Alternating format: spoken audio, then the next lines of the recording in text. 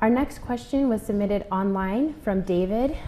He's from Blanding, and his question is, we fear that President Obama can unilaterally create national monuments under the Antiquities Act. Is there anything that can be done to prevent this? David, I'm so glad you asked that question. I am in the process, I've introduced legislation in the Senate that would restrict President Obama's ability to do that.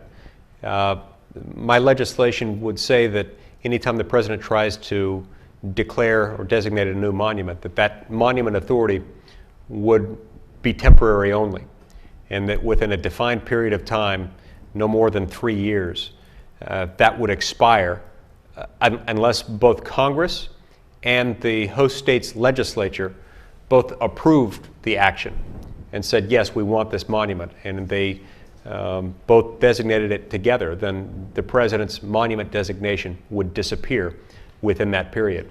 I think that gives us our best chance of limiting and reining in this president's authority, or any president's authority. Now look, when the Antiquities Act was passed just over a century ago, I don't think anyone contemplated monument designations of the size or the nature that we had with the Grand Staircase Escalante National Monument, where we had close to 1 million acres designated as a national monument, where you had a president acting in such a way as to create de facto wilderness without having to go through Congress to do so.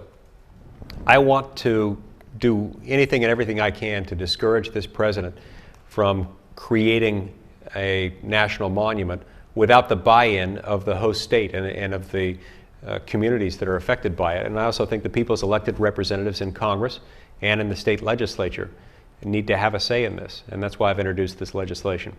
I'm pleased to report that as a member of the Energy and Natural Resources Committee, I've been able to work out a deal in which we're going to have a vote on this probably tomorrow on my legislation. I'm attaching it as an amendment to an energy bill that's moving through the Senate chamber this week, and I expect to vote on this measure tomorrow. So keep a lookout for that, and I'd appreciate your support for that legislation if you agree with it. You can look at it at my website at lee.senate.gov.